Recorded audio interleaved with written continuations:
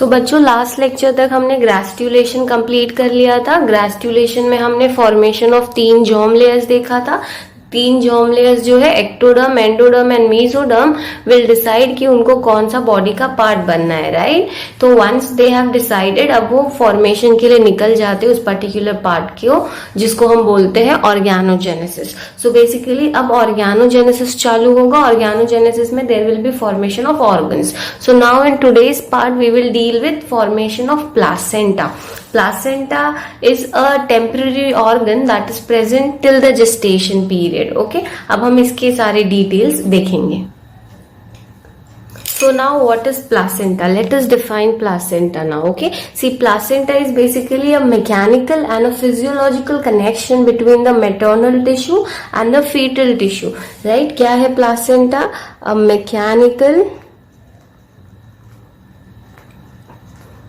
and physiological connection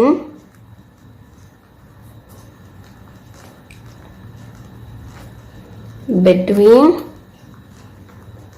maternal tissue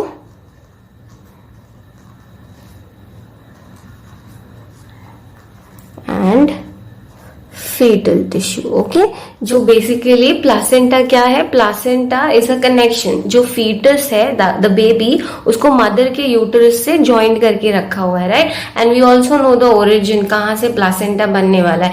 but special thing about placenta is that placenta जो है 2 tissues का बना हुआ है, मतलब 2 डिफरेंट ओरिजिन ऑफ टिश्यूज का।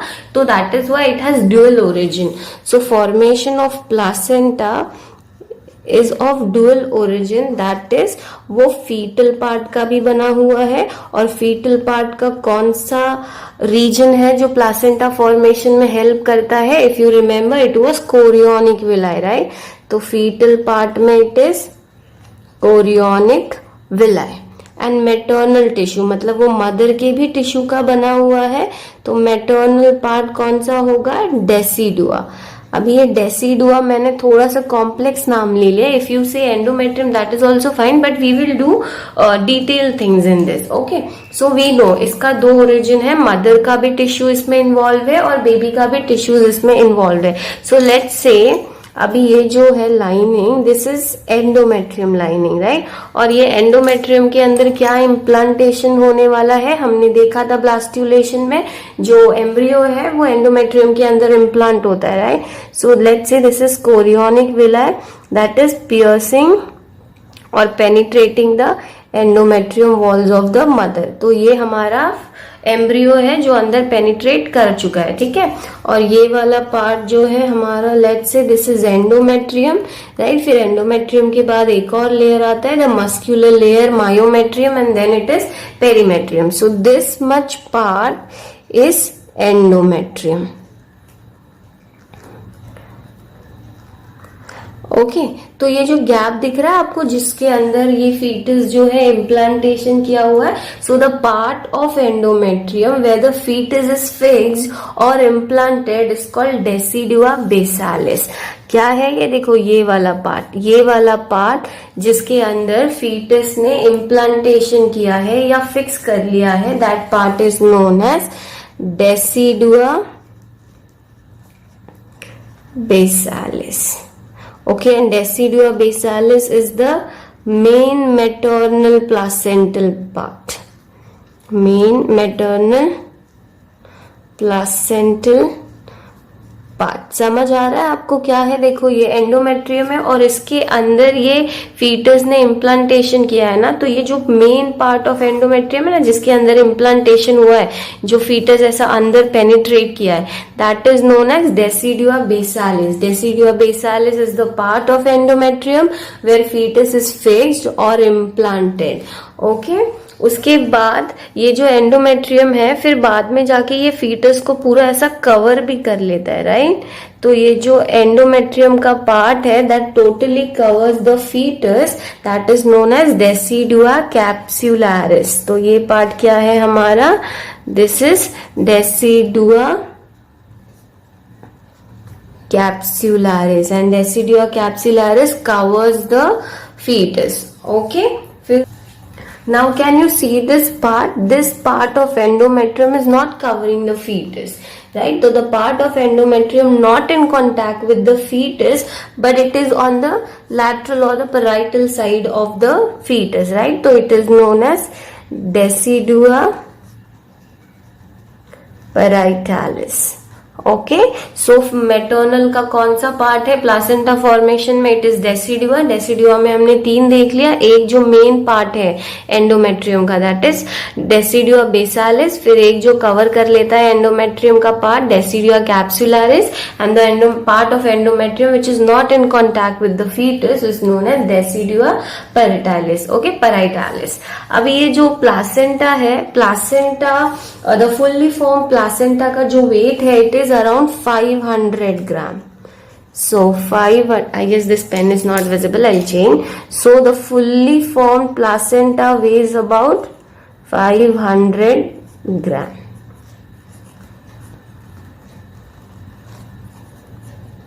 सो by the end of 3rd trimester placenta जो है कंप्लीटली फॉर्म्ड हो जाता है। सी जो प्रेगनेंसी पीरियड है it is of 9 month, right? तो ये जो 9 मंथ का प्रेगनेंसी पीरियड है ना, उसको 3 ट्राइमेस्टर्स में डिवाइड किया है। 1st trimester, 2nd trimester and 3rd trimester. तो each trimester is of 3 month, right? तो जितने भी क्लीवेज हो गया, ग्रेस्टुलेशन हो गया, organogenesis and so all the main thing of development, the main thing of embryonic development वो इनिशियल 3 मंथ्स में हो जाता है। फिर 3 मंथ के बाद जो है बेबी ग्रो होता है, डेवलप होता है, ठीक है? बाकी सारी चीजें placenta formation and rest all main embryonic development within 3 month जो है कंप्लीटली हो जाता है, right? And also one more important thing, let's say if this is placenta, ठीक है, and this is mother's uterus. ये वाला पार्ट क्या है?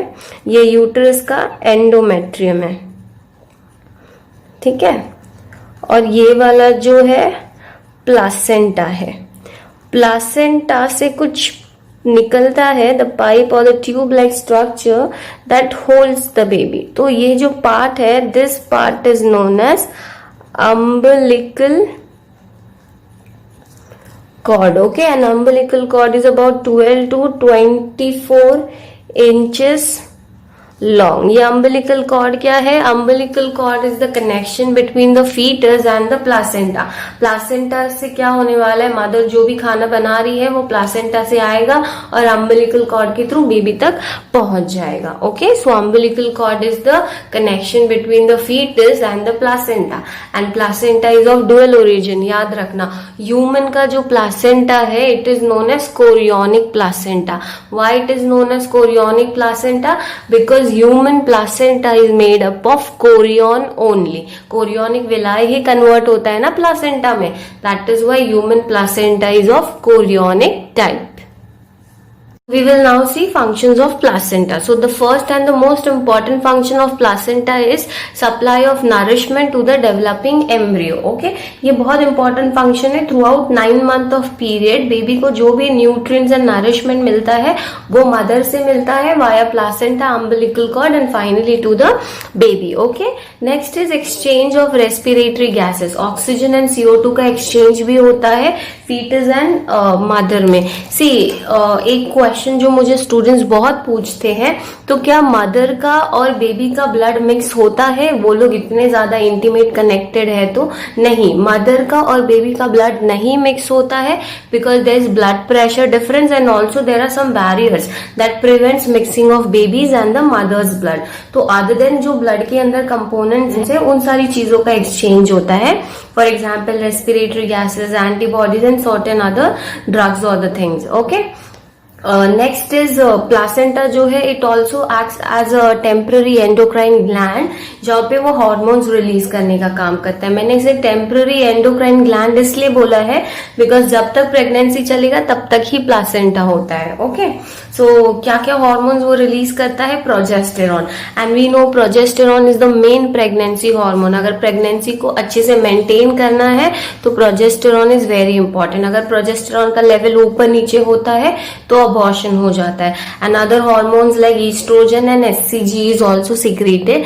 सी जो प्रेगनेंसी किट्स होते हैं ना, उनमें यूरिन के थ्रू एचसीजी को ही डिटेक्ट किया जाता है। तो अगर यूरिन में एचसीजी मिलता है मतलब the women is pregnant. Okay, so this way the few functions of placenta. अब हम प्रोटेक्टिव फंक्शन देखेंगे। प्रोटेक्टिव फंक्शन में बेबी का जो प्रोटेक्शन है वो कैसे किया जाता है। सो जो प्लासेंटा है it acts as a barrier. ठीक है, बैरियर का मतलब है ये एक है ना ऐसा दीवार या वॉल बन जाता है ताकि हर एक चीज एक्सचेंज ना हो पाए। But there are other certain substances that can cross placenta.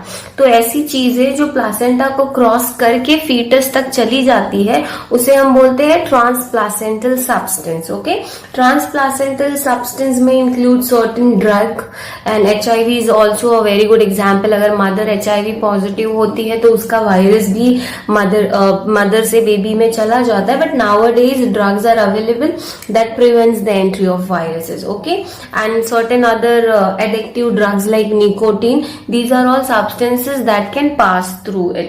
So क्या क्या चीजें पास हो सकती है, certain drugs।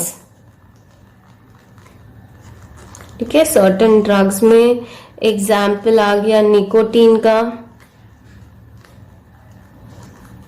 वायरसेस, राइट, और एंटीबॉडीज भी पास होती है मदर से बेबी के through. Okay, there are also some substances when cross placenta cause defects in the foetus. ठीक है, और अगर ऐसा सब्सटेंस जो मदर से फीटस में जाके फीटस में कोई एबनॉर्मेलिटी या डिफॉर्मिटीज कॉज कर रहा है उसको हम बोलते हैं teratogens. Teratogens are the transplacental substances that causes deformities in the baby. Okay, next is provides passive immunity. See immunity क्या है, डिजीज से लड़ने की ताकत, उसे हम इम्यूनिटी बोलते हैं। पैसिव का मतलब क्या है, जो हमको है ना रेडीमेड मिल गई है ताकत लड़ने के लिए डिजीजेस से। ओके, इम्यूनिटी में हमारा जो फाइटिंग सेल है वो एंटीबॉडीज है, राइट। तो हमारी बॉडी अगर खुद एंटीबॉडी बना रही है और फिर लड़ रही है अगेंस्ट डिजीज तो हम उसको बोलते हैं एक्टिव इम्यूनिटी। पैसिव इम्यूनिटी में हमको रेडीमेड एंटीबॉडी किसी ने दे दिया है। तो जो प्लासेंटा है, placenta provides passive immunity. Okay, see there are some immunoglobins, immunoglobulin genes can cross placenta. Okay, so babies are born with Ig gene. So babies are born with ready-made antibodies, right? वो उसको ready-made antibodies किसने दिया है, mother ने। Mother का Ig gene जो है placenta cross करके बेबी के अंदर आ गया और उसमें ready-made antibodies बन चुके हैं। So they have ready-made antibodies which was from mother. They did not made it, right? So that is why it is passive immunity. Okay, next क्या है, जो प्लासेंटा है, I told you placenta is fully formed in about 11 weeks and remains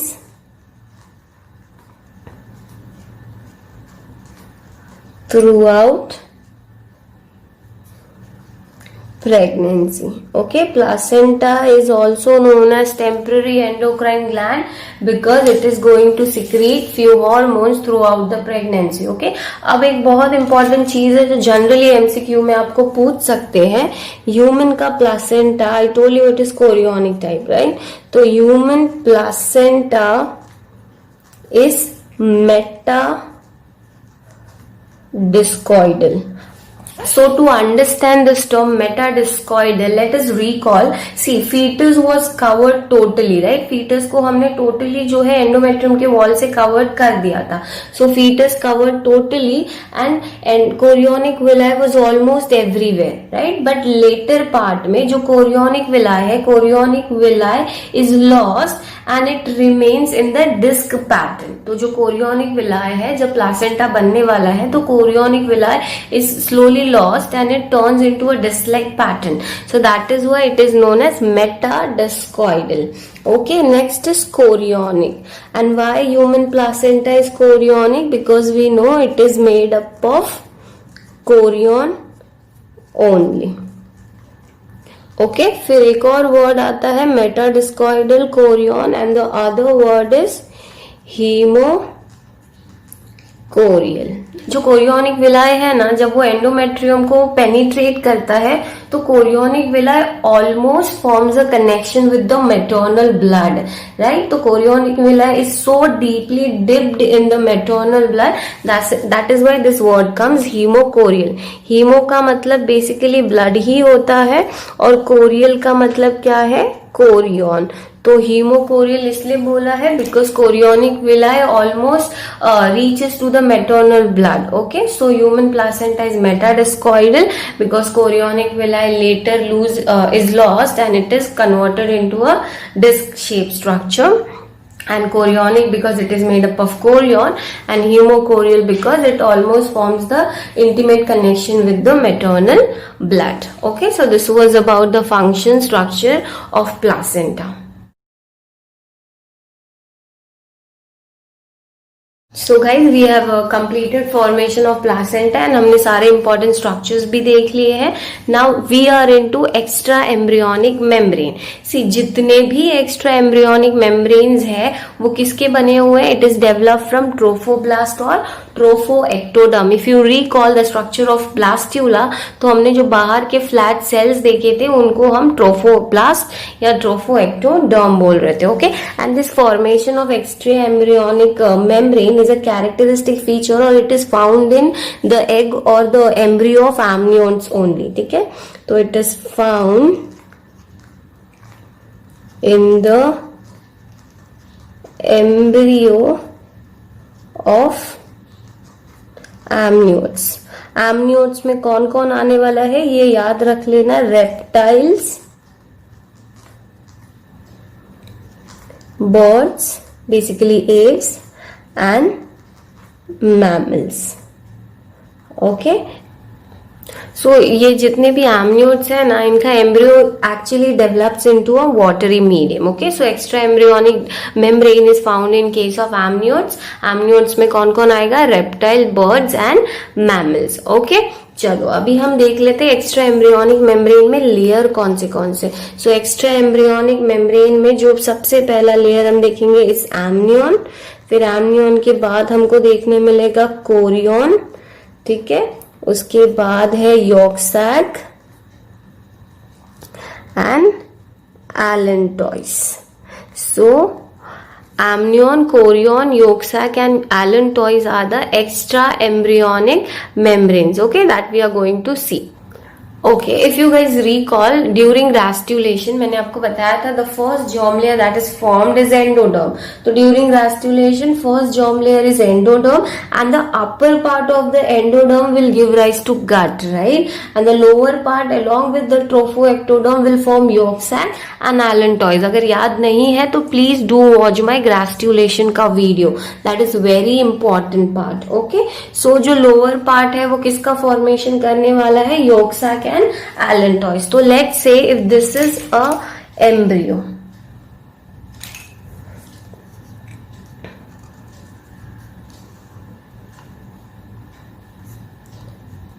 Let's say if this is a embryo, so जो lower part है, lower part of the endoderm which is along the trophoblast will give rise to yolk sac and allantois, right? So we'll draw that.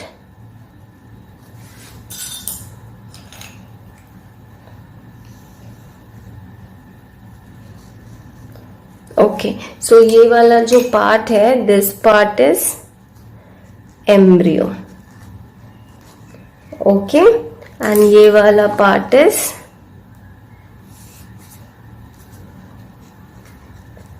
yolk sac. Okay, and this part is allantois.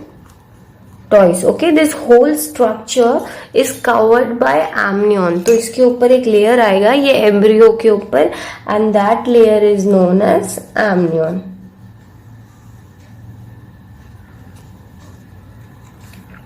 सो ये layer क्या है हमारा, amnion. Okay, and this complete structure is covered with chorion. So I'll draw that.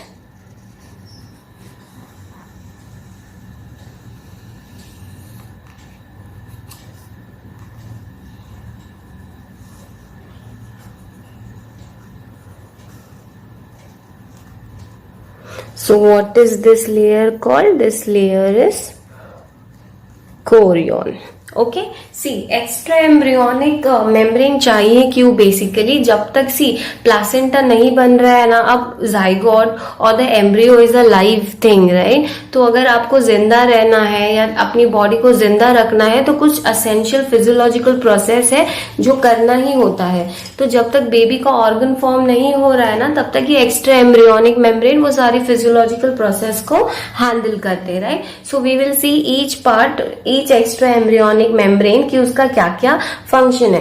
But before that all the extra embryonic membrane is covered by germ layers. So here it is important to understand कि कौन सा extra embryonic membrane के ऊपर कौन सा germ layer का covering है. तो first we will start with yolk sac. See yolk sac जो है, योक सैक के लिए there is a name and it is known as splanchnopleure. Okay, splanchnopleure में क्या होता है, इसका जो इनर पार्ट है, inner part is lined by endoderm and the outer part is lined by mesoderm. Okay, so inner part is lined by endoderm and the outer part is lined by mesoderm. So I'll show you the two layers. Okay, so next we will see amnion. So जो amnion है, amnion अंदर से the inner lining of the amnion is of ectoderm and the outer lining is of mesoderm. Okay, so अंदर का जो lining है it is of ectoderm and outer layer जो है it is of mesoderm. Okay, so अगर अंदर ectoderm से line है और बाहर मेसोडर्म से लाइन है तो इसको हम बोलेंगे सोमैटोप्ल्यूर. ओके, अगर अंदर एंडोडर्म है और बाहर मेसोडर्म है तो स्प्लैंक्नोप्ल्यूर, और अगर आउटर मेसोडर्म है और इनर एक्टोडर्म है तो it is somatopleure. Okay, now we will go to allantois. Allantois के केस में क्या होता है, एलेंटॉइस का इनर है एंडोडर्म और आउटर है मेसोडर्म. अगर अंदर इनर एंडोडर्म है एंड आउटर मेसोडर्म है तो हम उसे क्या बोलते हैं, splanchnopleure. Okay, so again the same word we will use here, it is splanchnopleure. Okay, splanchnopleure. Alright, अभी चलो नेक्स्ट जाते हैं हम एक्स्ट्रा एम्ब्रियोनिक मेम्ब्रेन की तरफ, that is chorion. So here will show the amnion के केस में will show the two layers.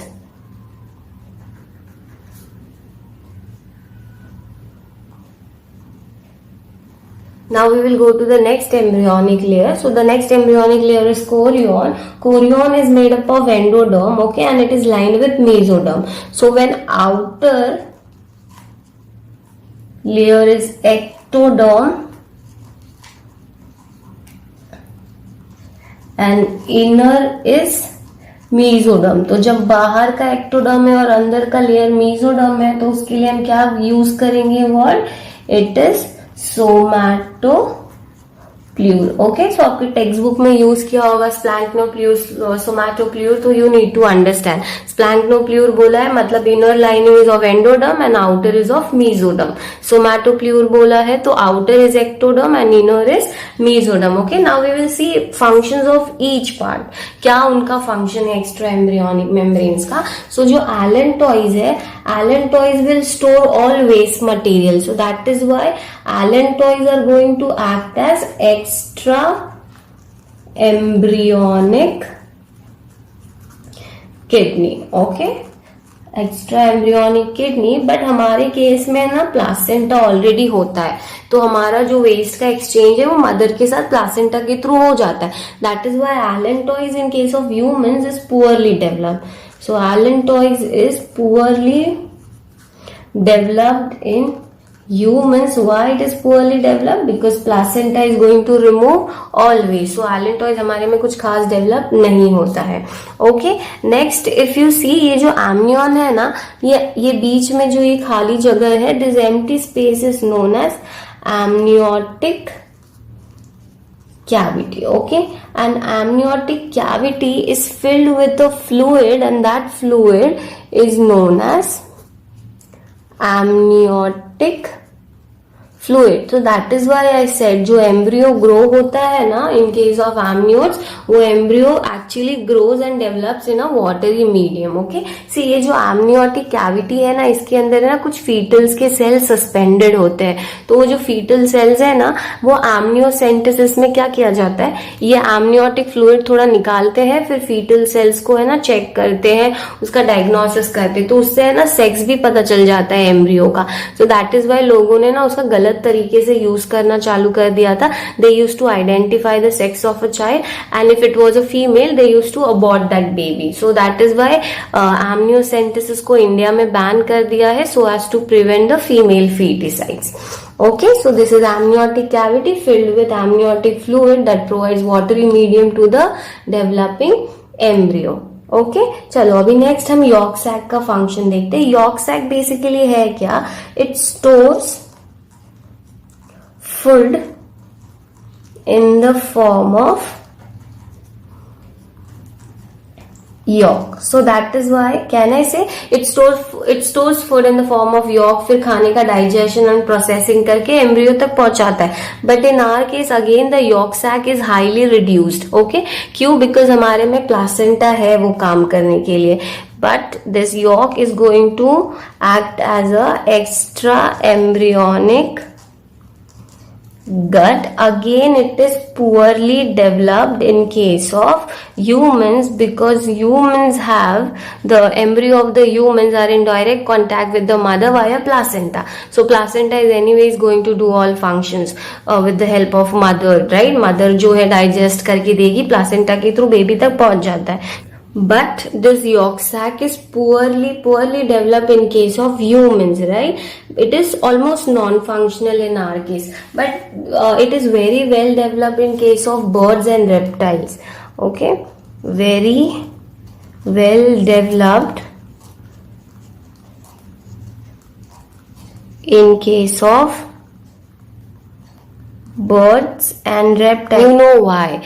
Because birds and reptiles are oviparous. They lay eggs, right? फिर उसके बाद है ना embryo और mother के बीच में कोई connection ही नहीं होता है. That is why mother जो है sufficient nutrients yolk के form में store करके रख देती है, right? So that is why yolk sac is very well developed in case of birds and reptiles. Okay, the egg have sufficient food, and such type of eggs are known as cladoic egg. Okay, cladoic egg basically means self sufficient. उसके अंदर खाना इतना भरा होता है कि embryonic development तक काम पूरा चल जाता है. Okay, so next part that we will see now is extra embryonic layer. We will talk about is chorion. I don't have space, I'll write here. So chorion is going to act as extra embryonic lung. Okay, extra embryonic lung अगर मैंने कहा है तो काम क्या होगा इसका, gaseous exchange. Okay, see all these extra embryonic membranes are outside the embryo. That is why this term extra embryonic membrane. So let us recap the things again. Extra embryonic membranes are developed from trophoblast or trophoectoderm. It includes amnion, chorion, yolk sac and allantois. Allantois is going to function as extra embryonic kidney, which is poorly developed in case of humans. Yolk sac is going to store food in the form of yolk, which is again poorly developed in case of humans, because we have well developed placenta. Placenta is going to act as an intimate connection between the fetus and the mother. तो जो embryo का nourishment है वो हो जाता है mother से with the help of placenta. Next, amnion. Amnion जो है, this amnion layer is secreted by the fetal cells itself. So amnion का जो layer है in between amnion and the embryo, there is amniotic cavity which is filled with amniotic fluid, and amniotic fluids provide watery medium them to the developing fetus. And also some cells are present in amniotic fluid called as fetal cells. They have detached from the fetal body. Okay, next is chorion. Chorion is going to act as an extra embryonic lung. Alright, so this was about extra embryonic membrane that we have completed. Okay.